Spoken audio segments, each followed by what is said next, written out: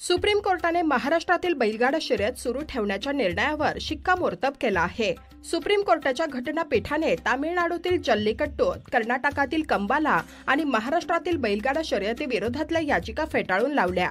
जल्लीकट्टू ही शतकानुशतक सुरू असलेली प्रथा आहे। तसंच हे निर्णय संबंधित राज्याच्या विधानसभेने घ्यावेत असं कोर्टाने यावेळी सांगितलं। या निर्णयामुळे बैलगाडा शर्यत सुरू राहण्याच्या सुप्रीम कोर्टाच्या 2021च्या निर्णयावर शिक्कामोर्तब झाला आहे। त्यावेळी बैलगाडा शर्यतीसाठी कोर्टाने पुढील 5 अटी घालून दिल्या। पहिली अट, बैलगाडी शर्यतीतील बैलांना शर्यती दरम्यान शॉक देता येणार नाही। बैलांना शर्यतीवेळी चाबकाचे फटके मारता येणार नाहीत। दुसरी अट, बैल आजारी असल्यास त्याला शर्यतीत आणता येणार नाही। तिसरी अट, शर्यतीतले बैल समान उंचीचे असायला हवेत। चौथी अट, शर्यतीतील हार पत्करल्यानंतर बैलांवर अत्याचार केल्यास कायद्यानुसार कठोर कारवाई करण्यात येईल। मुळात बैलगाडा शर्यतीवर बंदी का होती हे आपण जाणून घेऊ।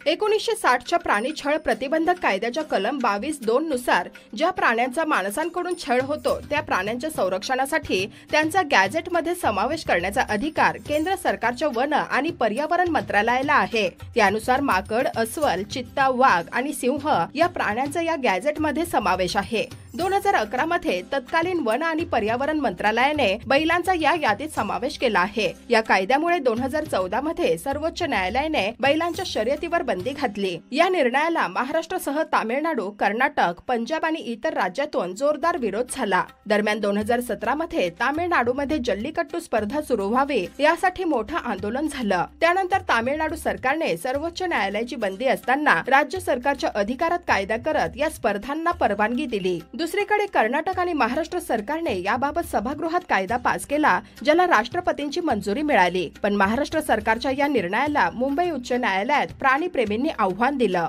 मुंबई उच्च न्यायालयाच्या सूचनेनुसार महाराष्ट्र सरकारने सर्वोच्च न्यायालयात शर्यतींना परवानगी द्यावी यासाठी विशेष अनुमती याचिका दाखल केली। त्यापूर्वी तामिळनाडू, कर्नाटक राज्यातील प्राणी मित्रांनी या राज्यातील शर्यत बंद करण्याच्या मागणीसाठी सर्वोच्च न्यायालयात अपील केलं। त्यानंतर 2018 मध्ये सर्वोच्च न्यायालयाने शर्यत बंदीवरील सर्व याचिका एकत्र करत 5 सदस्यांच्या घटनापीठाकडे पाठवण्याचा निर्णय घेतला। तेव्हापासून आजवर हा विषय न्यायालयात प्रलंबित आहे। कायद्यानुसार प्राण्यांना इजा होईल असं कृत्य करणाऱ्यांना किमान 5 लाखांचा दंड किंवा 3 वर्ष तुरुंगवास अशी शिक्षेची तरतूद आहे। बैल हा मुळात शर्यत लावण्यासाठी योग्य प्राणी नाही असे न्यायालयाने बंदी घालताना म्हटलं आहे। मुळात बैल हा घोड्याप्रमाणे शर्यतीसाठी बनलेला प्राणी नाही, त्याची शारीरिक रचनाच तशी नाही। बैलाचा वापर हा प्रामुख्याने कष्टाची कामं आणि ओझं वाहण्यासाठी होतो। त्यामुळे बैलाचा वापर शर्यतीसाठी करणं म्हणजे त्यांच्यावर अत्याचारच आहे।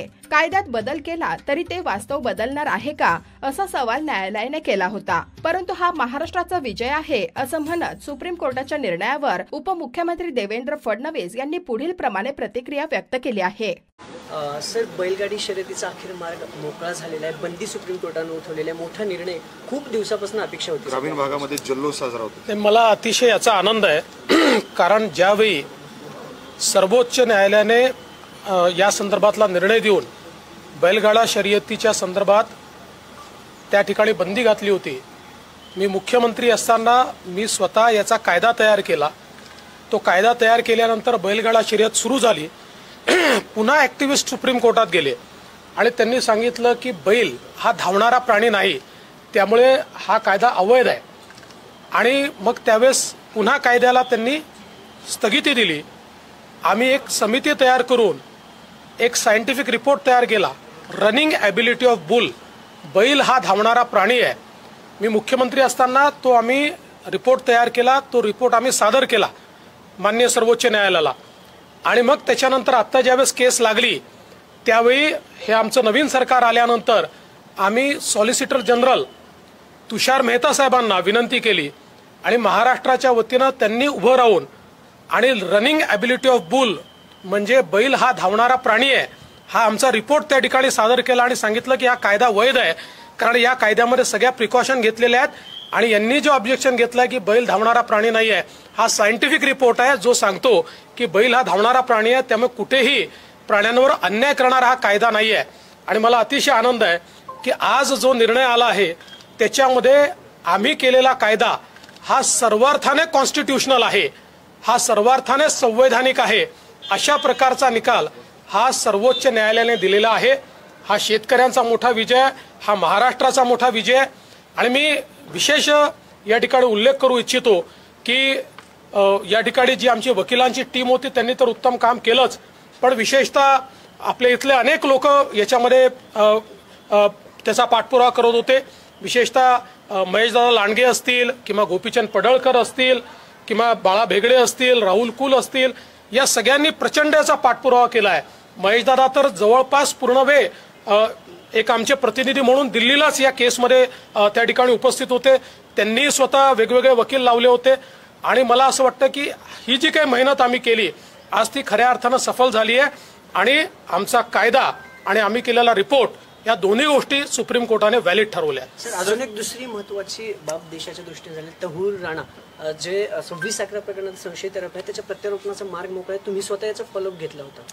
मला याचा अतिशय आनंद आहे, कारण तहूर राणा याच्या प्रत्यार्पणानंतर या ठिकाणी 26/11 मधला पाकिस्तानचा जो हात आहे हा जगजाहीर होणार आहे. तो तसाही सर्वांना माहितीच आहे, पण कायद्याने जेव्हा हा जगजाहीर होतो त्यावेळी पाकिस्तानला दहशतवादी राष्ट्र म्हणून त्या ठिकाणी अंकित करण्याकरता किंवा त्याच्यावर वेगवेगळ्या युनायटेड नेशन्सच्या ट्रिटीज प्रमाणे बंधन घालण्याकरता एक प्रचंड मोठा फायदा आपल्याला होणार आहे. मला या ठिकाणी नमूद केलं पाहिजे की विशेषतः मागच्या काळामध्ये आपण त्या ठिकाणी डेव्हिड हेडली याची जी साक्ष आपण त्या ठिकाणी घेतली आणि त्या साक्षीमुळे खऱ्या अर्थानं हा मार्ग जो आहे तो खुला झालेला आहे. आणि मी याकरता खरं म्हणजे आपले जे स्पेशल काउन्सिल त्यांचं अतिशय मनापासून त्यांचं अभिनंदन करेन की त्यांच्यामुळे आज खरं म्हणजे हे आपण करू शकलो आणि विशेषतः मोदी सरकारमुळे आपण हे करू शकलो. कारण त्यावेळी मोदी सरकारने आणि आपले जे NSA आहेत यांनी पुढाकार घेतला आणि आपल्याला ती परवानगी त्या ठिकाणी मिळाली. उज्ज्वल निकम साहेब स्वतः त्या ठिकाणी गेले आणि उज्ज्वल निकम साहेबांनी जाऊन डेव्हिड हेडलीची साक्ष घेतली आणि त्या साक्षीमुळे खऱ्या अर्थानं आज हा मार्ग खुला झालेला आहे. त्यामुळे मला असं वाटतं आजचा दिवस हा अत्यंत महत्वाचा आहे. भाजपच्या कार्यकारिणी होते पुण्यामध्ये, कर्नाटकच्या खरं तर सगळ्यात कार्यकारिणीवर अध्यक्ष दुपारी बोलतील. नाही सर, आम्हाला मनापासून आनंद आहे की बैलगाडा शर्यतीच्या संदर्भात महाराष्ट्र सरकारने केलेला कायदा हा सर्व त्या कमिटीने रनिंग ॲबिलिटी ऑफ बुल असा एक अहवाल तयार केला. बुल म्हणजे बैल हा धावणारा प्राणी आहे आणि हा अहवाल आपण सर्वोच्च न्यायालयामध्ये, मी मुख्यमंत्री असताना त्या ठिकाणी हा अहवाल तयार केला आणि आपण तो सर्वोच्च न्यायालयात सादर केला. आता ज्यावेळेस पुन्हा आपलं सरकार आलं त्यावेळेस फायनल हिअरिंगच्या वेळी देशाचे सॉलिसिटर जनरल श्री तुषार मेहता यांना महाराष्ट्र सरकारच्या वतीनं मुख्यमंत्र्यांनी आणि मी विनंती केली. आपल्या वतीनं ते त्या ठिकाणी उभे राहिले आणि आपला हा जो अहवाल होता हा अहवाल त्यांनी त्या ठिकाणी सादर केला आणि या अहवालावर आधारित सर्वोच्च न्यायालयाने महाराष्ट्र सरकारने तयार केलेला कायदा हा पूर्णपणे वैध ठरवलेला आहे. त्यामुळे आता बैलगाडा शर्यत ही पूर्णपणे चालणार आहे. हा शेतकऱ्यांचा विजय आहे, हा महाराष्ट्राचा विजय आहे.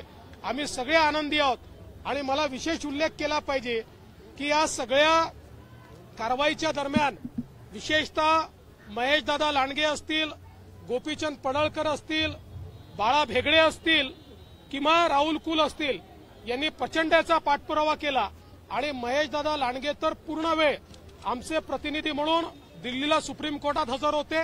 एवढंच नाही तर विशेष वकील देखील त्या ठिकाणी सरकारच्या याचिकेला किंवा सरकारला मदत करण्याकरता त्यांनी त्या ठिकाणी इंटरव्हिनर म्हणून लावले होते. मी एवढंच सांगेन, हा महाराष्ट्राचा विजय.